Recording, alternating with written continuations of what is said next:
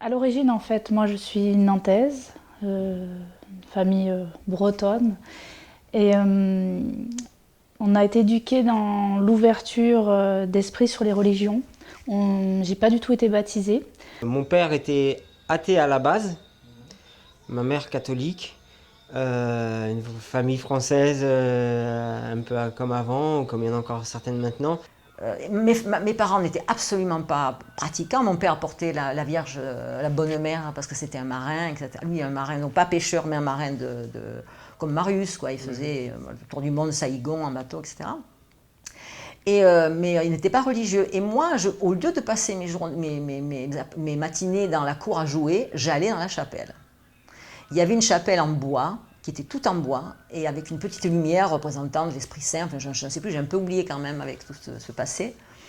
Et je trouvais une paix extraordinaire là-dedans. Et je chantais Plus près de toi, mon Dieu, toute seule dans la chapelle. Enfin, c'était vraiment, j'étais très très inspirée. Je me disais, peut-être un jour je serai religieuse. Enfin, Dieu est rentré dans ma vie, je devais avoir 6-7 ans. Au fur et à mesure, je commençais à côtoyer un peu des musulmans. J'ai commencé à m'intéresser parce que j'avais des copains. Par contre, j'ai commencé à leur poser des questions sur l'islam. J'ai commencé à leur poser des questions. C'était quoi l'islam en vrai? Pourquoi on en parle? Mais on en parle, mais on t'explique pas ce que c'est en fait. On t'en parle toujours dans des mauvais termes, parce qu'à cette époque-là, oui, effectivement, là, on commençait à en parler, ainsi de suite. Mais moi, pourtant, les gens que je côtoyais, que je voyais tous les jours, ils n'avaient aucun rapport avec ce que j'entendais à la télé, ou à la radio, ou sur Internet. C'était un truc de fou. Je me suis dit, mais ils doivent pas parler des mêmes personnes que moi, c'est pas possible. Je me suis dit, la sagesse des gens, la gentillesse des gens, pour avoir vécu des deux côtés, entre guillemets, entre les catholiques et les musulmans, il n'y a pas photo. J'avais envie d'un retour, en fait, je pense, à la religion. Et j'étais enceinte d'un enfant. Et un jour, il y a eu un Carpentras. C'est-à-dire, il y a eu des profanations de sépultures dans le cimetière juif. Et plus que profanation, ils ont sorti un corps, ils l'ont empalé. Ce qui était une image, enfin, je ne l'ai pas vu sur Internet, je n'ai pas voulu regarder ça, voilà. Mais le problème, c'est que ce monsieur, en plus, s'appelait Albert, je crois, mais Germont. Et Germont, c'était le nom de mon grand-père, du côté de ma mère. Et là, ça m'a mis une puce à l'oreille incroyable. Et je me suis dit, mais qu'est-ce que c'est ces histoires? On ne mange pas du lait avec la viande. Nous, on était juifs avant. Les non-dits, ma mère ne vient pas, ne rentre pas dans l'église pour mon baptême. Qu'est-ce que ces histoires? C'est très étrange. Cet amour que j'ai, cette envie de religion, et on n'en parle pas à la maison. C'était très étrange.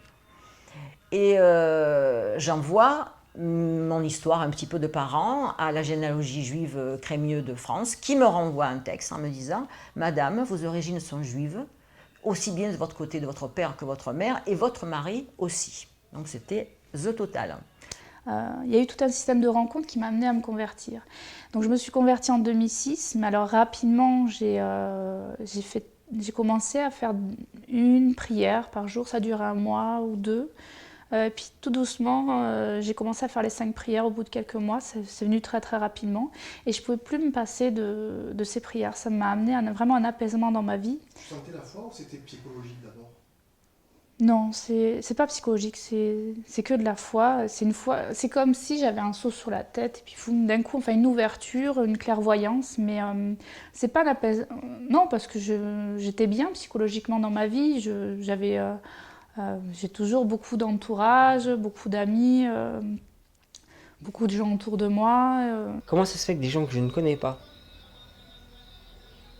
que j'ai pas d'affinité de base, ainsi de suite, et je me suis dit, et qui parlent beaucoup de religion, qu'à la base, moi, la religion, je la connaissais pas, leur de religion. Je me suis dit, comment je peux me sentir bien au milieu de ces gens-là? À la base, je devrais me sentir mal. À la base, hein, je te dis bien, si tu en raisonnant. Puis en fait, je me suis dit, non, en fait, je me sens trop bien. Je me suis dit, j'ai jamais été aussi bien de ma vie. J'ai jamais été aussi apaisé de ma vie. Comment une religion pouvait autant t'apaiser et autant t'apporter? Je me suis dit, c'est ça que je voulais cerner, que je cherchais à comprendre, en fait, si tu veux. Je me suis dit, ouais, en fait, c'était ça ma quête, en fait, que je voulais comprendre dans ma tête. Et c'est vrai que là, j'étais seul. Dans ma tête, j'étais seul, parce que je voulais trouver une réponse, en fait, à tout ça. Et puis après, tu as vu, il y a des fois des choses dans la vie qui se passent, et je me suis dit, pourquoi la seule conversation que j'ai eue en 7 ans avec mon père, ça a été celle-là. Il est venu, il m'a parlé de l'islam, ce jour-là. Tu vois, moi je l'ai pris comme un signe. Et c'est peut-être, je me suis dit, il a voulu me transmettre quelque chose. Ne fais pas n'importe quoi de ta vie. Dirige-toi bien. Si j'ai qu'une seule chose à te dire, à te laisser, prends le bon chemin. C'est un héritage. Ouais, moi je l'ai pris comme ça. Un petit peu perdue là-dedans parce que je savais même pas qu'il y avait des sunnites ou des chiites. Avec mon ex-mari, on a appris ça peut-être 2 ans après, en 2007 ou 2008. Voilà, en 2008, c'était une amie turque qui, elle, en plus, à la VIS, qui est un autre courant islamique. On était sur une radio associative et elle me dit, mais d'accord, t'es convertie, mais alors t'es quoi? T'es sunnite ou chiite? Et je l'ai regardée, mais alors avec des grands yeux. Je dis, mais pourquoi tu me parles de ça? Je sais même pas de quoi tu me parles. Ça me dit vaguement, ça me rappelle mon cours d'histoire de collège, mais moi je suis musulmane et point final. Et elle m'avait expliqué ça. Et puis du coup, j'ai commencé à me documenter, à regarder un petit peu mieux tout ce que c'était, tous ces courants islamiques et, qui m'envahissaient, puis je comprenais pas vraiment dans quelle société religieuse je pouvais appartenir. Et puis j'avais pas envie d'appartenir à quelqu'un non plus. Donc du coup, bon, là j'ai compris que je suivais plutôt le courant sunnite et voilà. Mais j'ai essayé de regarder beaucoup de choses, d'ouvrir beaucoup de livres. Et à un moment donné, j'ouvrais plus de livres théoriques sur l'interprétation de l'islam et je me suis rendu compte un jour que j'avais même pas lu le Coran. Ma fille est partie, j'ai chanté donc avec l'Opéra de Marseille, j'ai chanté en 2009 juillet pour l'opéra pour le Festival d'art sacré et je chantais le rôle de Balkis en fait, Salomon et Balkis. Et c'était l'opéra Salomon de Handel, donc je jouais la reine Balkis. Et ma fille est partie à ce moment-là en Palestine pour vivre 1 an en Palestine. Parce que ma fille est une pro-palestinienne, bon, elle s'occupe d'aller dans les camps à Ramallah, d'aller au Liban, d'aller dans tous les endroits où il y a des camps pour montrer en fait la précarité des gens, etc. Et pour montrer aussi, pas que leur tristesse, mais aussi leur culture, leur joie, leur poésie, parce que les Palestiniens, c'est un peuple d'une gaieté, d'une force, d'une noblesse. Ils ont à nous apprendre énormément de choses sur la joie aussi, il ne faut pas l'oublier. Donc elle est allée là-bas, et là elle avait décidé de partir 1 an. Et malheureusement, on me trouve un cancer. 1 mois après. Donc on me trouve un cancer, et ce cancer était tellement fulgurant que on m'appelle un jour en me disant on va vous opérer tel jour, et puis il m'appelle un jour, il m'a dit écoutez, on regarde ce cancer, il faut l'opérer tout de suite, il est fulgurant. Donc il venait ce soir, on vous opère demain. Donc ça a été atroce parce que j'étais seule, j'avais personne, pas de famille, pas de parents. Donc je prends mes affaires, je pars en taxi à l'hôpital. Enfin, et je me souviens quand l'infirmière m'a dit donnez-nous un nom pour qu'on appelle quelqu'un, j'étais comme ça, j'ai fondu en larmes, j'ai dit mais j'ai personne à appeler. Je sais pas, je vais pas appeler mes fils, ils sont à Lyon, les pauvres, je vais pas leur faire peur, tout ça. Donc, le lendemain matin, on me prépare pour partir à l'hôpital, pour partir en haut pour m'enlever ce cancer. Et comme toujours, on pense, anesthésie, on ne se réveillera peut-être pas. Donc, j'étais pas encore musulmane. Et on vient me chercher avec le chariot, enfin, pour me monter Et le téléphone sonne, vraiment, machallah, c'est des choses, subhanallah, c'est des choses incroyables.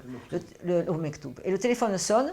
Et c'est ma fille, parce que mon ex-mari avait appelé ma fille pour dire « ta mère a un cancer fulgurant, enfin très rapide, on va l'opérer ». Ma fille de Palestine, je pense qu'elle était à Bilin ou à Ramallah, m'appelle, en larmes mais soutenue, parce que ma fille est d'une pudeur incroyable, donc je sens ses larmes dans son cou, dans sa gorge, mais elle reste digne.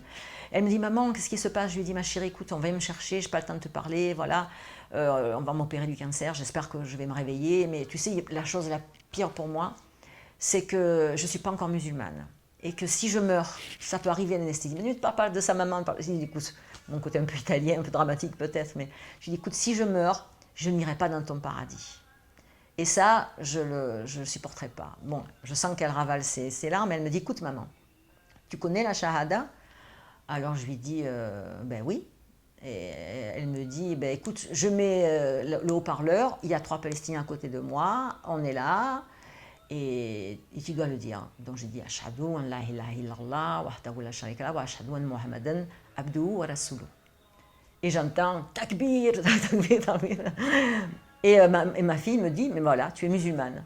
Je dis comment je suis musulmane? Elle dit maman, tu es musulmane. Elle me dit tu peux mourir, tu peux tout faire, tu es musulmane. Tu l'as dit. Elle m'a dit tu avais l'intention. Je dis tu penses? J'étais en larmes, j'étais très émue. Il y a une sourate qui s'appelle Kawthar, qui est l'abondance. Quand j'ai envie de parler à Dieu et de remercier Dieu pour l'abondance de de ma vie, de mon foyer, du monde dans lequel je suis, je vais utiliser cette sourate-là. Toi, tu veux que je te récite Kawthar? On finit avec ça, c'est nickel. Bismillahirrahmanirrahim. Inna atanaka al-kawthar fasali rabbika wanhar. Inna shani'aka huwal abtar. Je fondrai complètement. C'est très intime là. Voilà.